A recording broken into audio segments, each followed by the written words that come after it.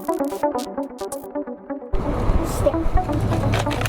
tasing didn't even affect him. Tonight, and only on Denver7, new video and new questions about the use of a powerful sedative. We'll get him some calm down juice. Denver7 investigates the potential misuse of the drug in local policing, and medical experts are weighing in. This is a medical decision. Ketamine is not administered at all at the request of law enforcement. Plus, rolling the dice or confident in the science. With the COVID-19 vaccine days away, will you be first in line? So many of you have an opinion, so tonight we're continuing the 360 conversation. And protecting mobile home residents. What one city is doing to make sure their homestay and redevelopment goes.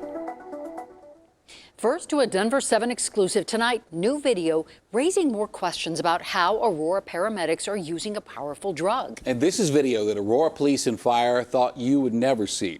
And it comes more than a year after the death of Elijah McClain.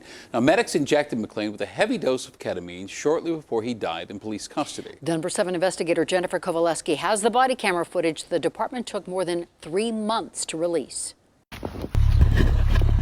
It's a cold Wednesday evening in Aurora. What's going on tonight? An argument over cigarettes leads to a fight. And he kept insisting, give me a cigarette, give me a cigarette.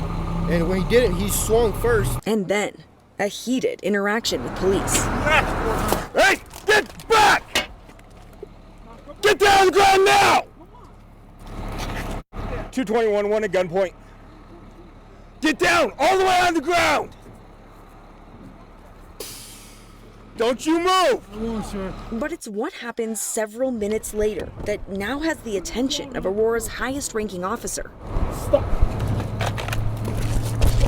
As more police arrive and tackle the first suspect, what one officer says has raised serious questions about the use of controversial drugs in high-tension situations. Can we get this guy like some Versed or something and get him to calm down? That's an APD officer urging Aurora Fire to inject a suspect with a powerful drug to calm him down.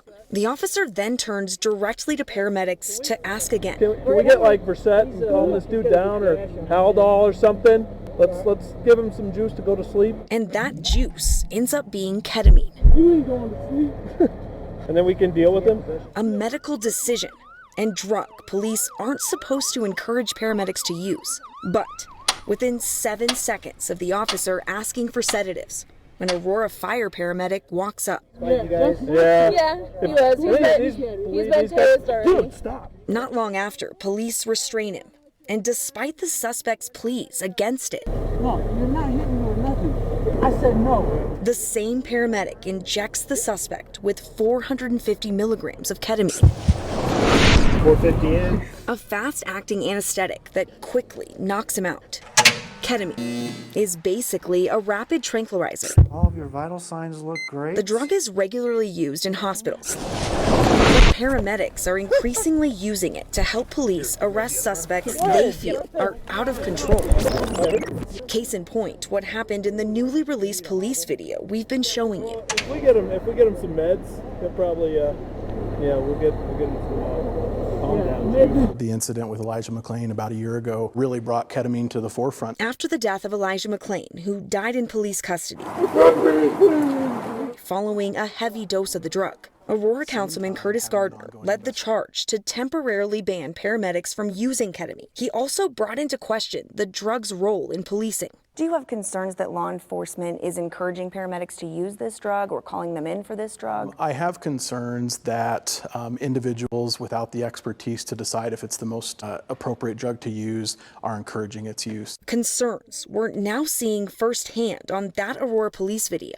Let's give him some juice to go to sleep. This is certainly a subject of mutual concern. Dr. Ben Lawner is the medical director for the Baltimore City Fire Department. These are very difficult encounters. It's his job to make sure paramedics are using ketamine safely. For example, in our own jurisdiction mandate, 100% review of these calls involving ketamine. We showed Lawner the video from Aurora Police. We'll get him some calm down juice. What was your first reaction when you heard the officer say what he said? My first reaction was that there may be precedent in the system. Maybe that could be an accepted practice. Ketamine should not be administered at the request of law enforcement. He says ketamine came on the scene as a way for paramedics to treat extremely agitated patients. This was never incepted or intended as an assist to law enforcement.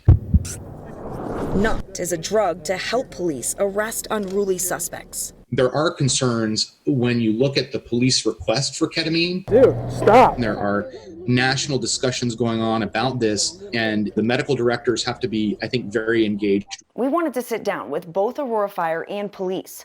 Both declined our request for an interview.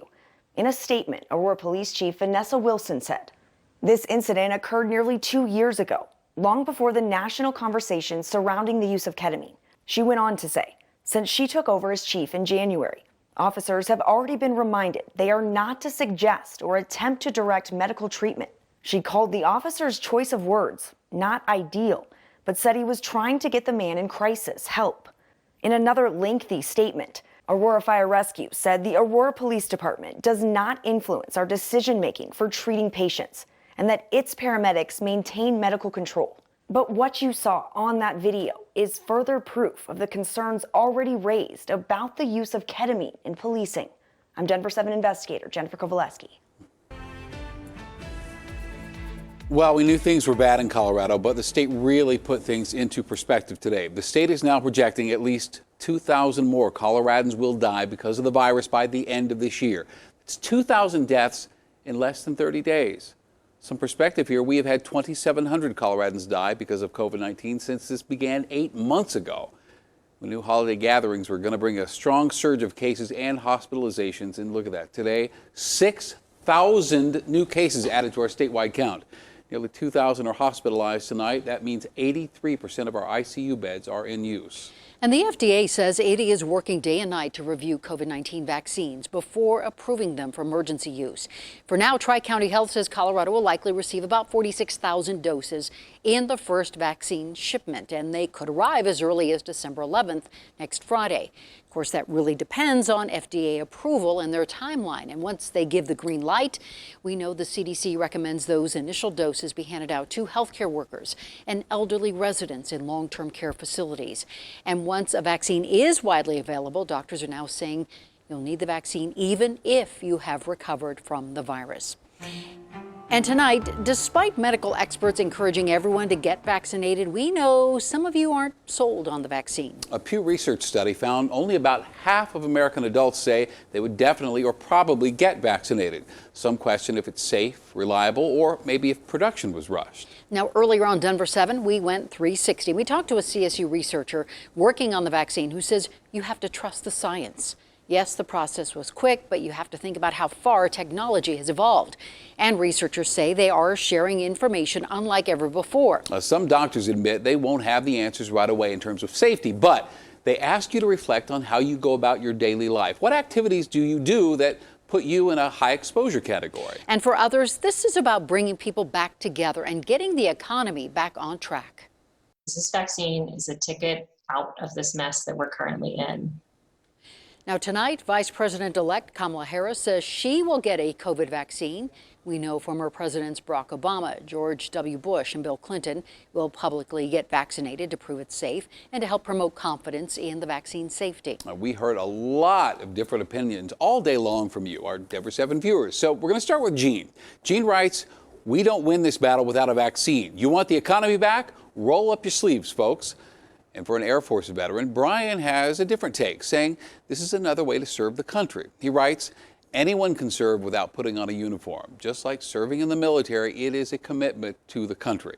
And then an anonymous viewer wrote into us, "As a pharmacist, hoping that people don't crowd the pharmacies to get a vaccine." This person writes, "I'm 33, healthy, with no pre-existing conditions, and would be someone who, if caught it, would roll the dice. Wear a mask, wash your hands often, and wait until more immunizations are available." So please keep this conversation going. This is very helpful, good stuff here. Email your perspective to us, 360@thedenverchannel.com, or if you'd rather, leave us a comment on the Denver7 Facebook or Twitter pages. President-elect Joe Biden is ready to ask Americans to wear a mask for the first 100 days he's in office. During an interview with CNN's Jake Tapper, the president-elect says between the masks and vaccines, he's hoping that drives down the numbers considerably. President-elect Biden also asked Dr. Anthony Fauci, the nation's top infectious disease expert, to stay in his role and join the Biden team as chief medical advisor. Pitkin County is cracking down on cases as the state's cases skyrocket, requiring visitors to prove they are COVID-free. So starting December 14th, they will require all visitors to sign an affidavit saying you have either tested negative within 72 hours of traveling to that county or will quarantine upon arrival for 2 weeks, or you get a test in the county that shows you're negative. You'll also have to sign certifying you have been symptom-free for 10 days before traveling. Aspen's 4 ski areas are in Pitkin County. That means skiers will have to abide by these new rules. Buying a home, it's part of the American dream, but for many, it is just not an affordable option. And that's why city leaders in Fort Collins are working to protect mobile home parks from development. Here's Denver7's Addie Guajardo. Hickory Village. It's the community Edith Escamilla and her family call home. She says this home is the outcome of a lot of sacrifices and years of work. They've lived in this mobile home more than 4 years. It's the only home her 3-year-old daughter knows.